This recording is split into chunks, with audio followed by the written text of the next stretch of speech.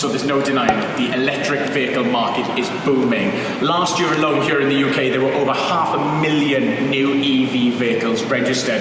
So this does pose the question, is it time to go full electric? Now that's something to definitely consider, but you're maybe wondering, is there another option? Well, there is. You can always consider a hybrid vehicle, dipping your toe into the water of electric combined with a petrol vehicle. So that's where this video comes in. Join us as we show you the key differences between hybrids and full electric.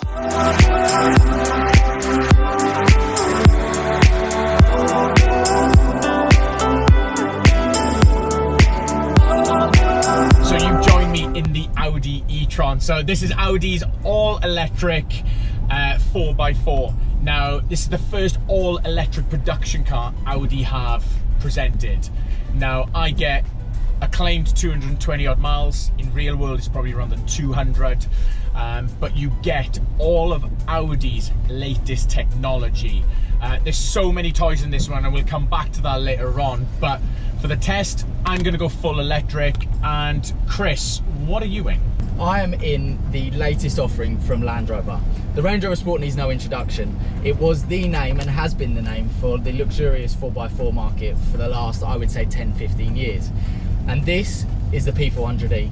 This is the electric hybrid version, and not commonly known as PHEV, plug-in, develops 404 brake horsepower.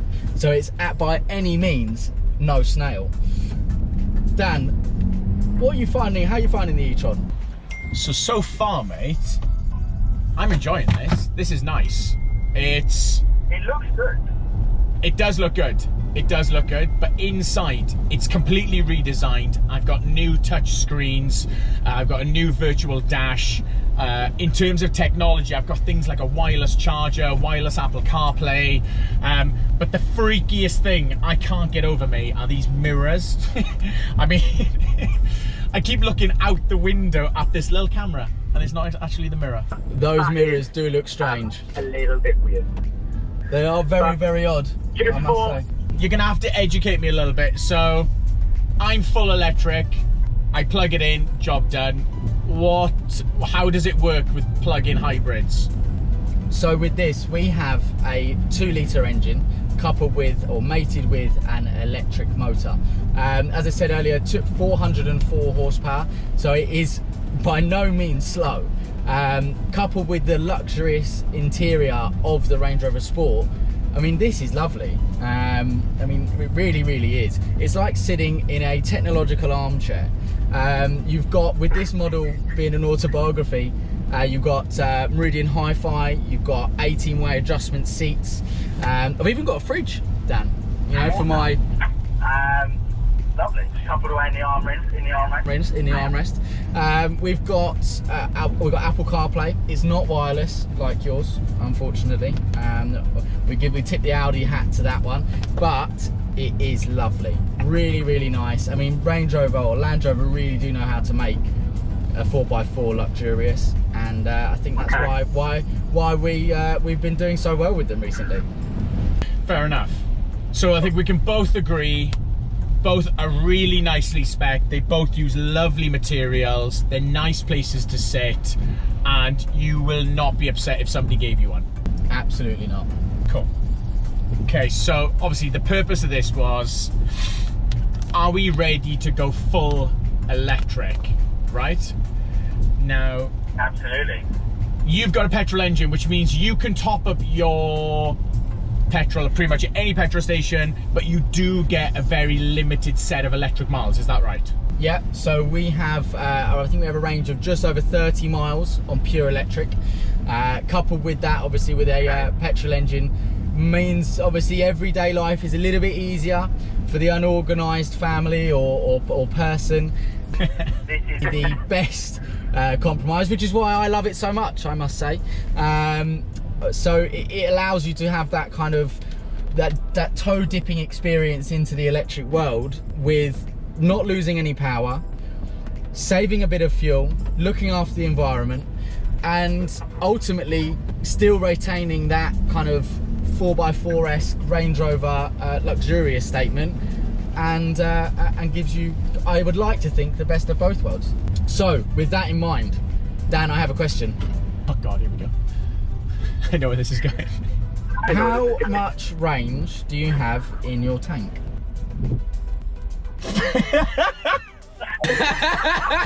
Hate you. Why are you asking? So, Answer the question. as it stands, I have 44 miles in my tank. 44. So if I said, put your heated seat on,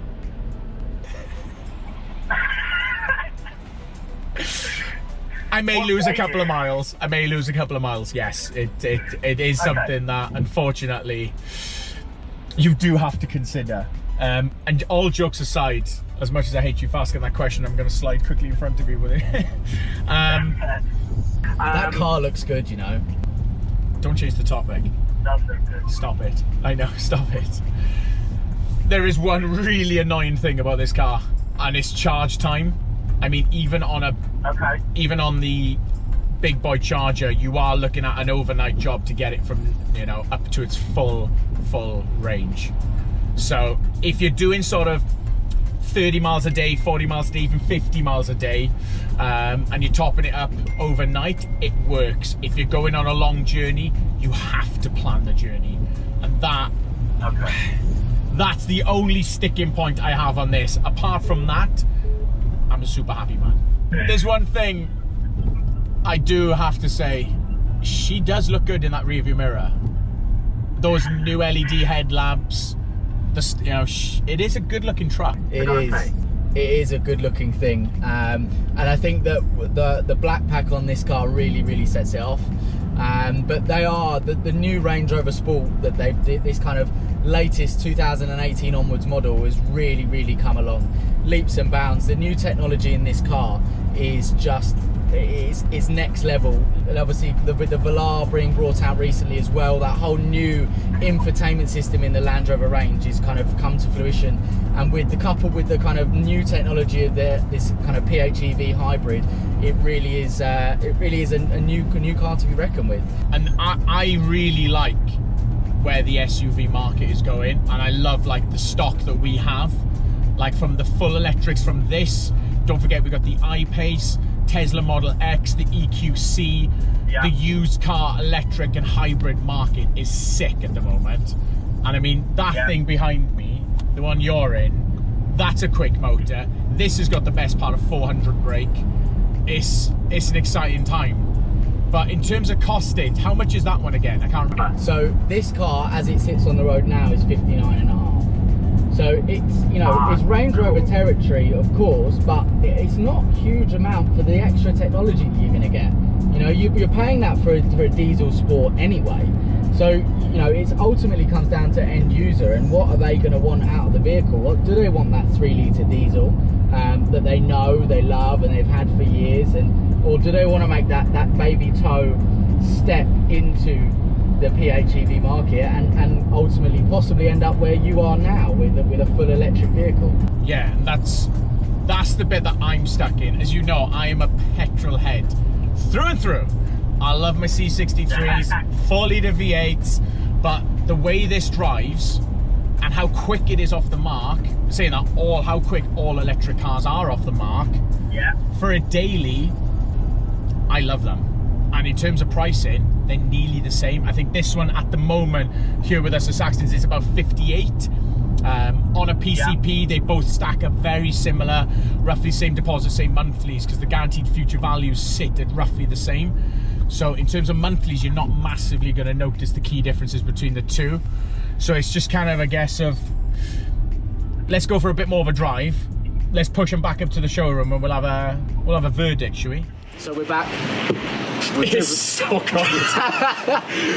I'm sorry. I know, it was warm in these cars. Did you have your heat? I didn't have the fringe. We've driven both cars. We've taken a bit of time. We've properly explored them. And I think, you know, what's your verdict? So, I like this. Like, I really like it. I think the technology's the nuts.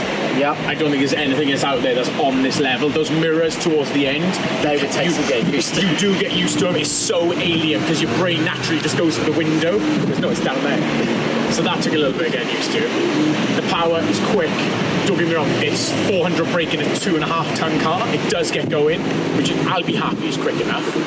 I think most people would, to be fair. It's the range. I know.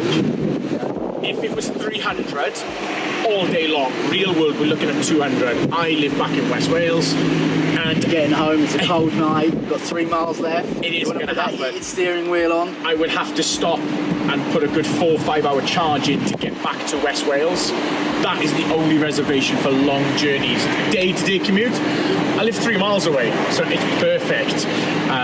It's just planning those long journeys. Yeah, Whereas with your hybrid, you can put petrol in, but is it as electrical and as efficient? exactly. And you get the best of both worlds. You've got Range Rover or Land Rover as a whole, that luxurious feel, the comfort, the latest technology which you've now got in this car, which is in the Evoque, the Velar, all that great tech that comes with it. And I think you're getting the best of both worlds, but ultimately the downside for me is I've got to go to the petrol station. There's an upside to it that I get the extra miles, and it's quicker, but I have to pay for it. So ultimately, this is the perfect car if you want to dip your toe into that mild hybrid electric vehicle kind of, that point in the market. And ultimately, I think you've got 2 fantastic cars, 2 great cars packed with so much tech. I think we're on the same page then. If this had more range, I think we're there. it's an absolute no-brainer. Now, just thinking of it from a logical point of view, if you had a second car to do long journeys in, no-brainer. I think the infrastructure's there now. We're making massive movements forward. If you fit the home charger as well to trickle it overnight, you'll laugh it. If you found this useful, hit the like button, give us a subscribe if you can, comment below which one you'd pick. And for now, See you next time.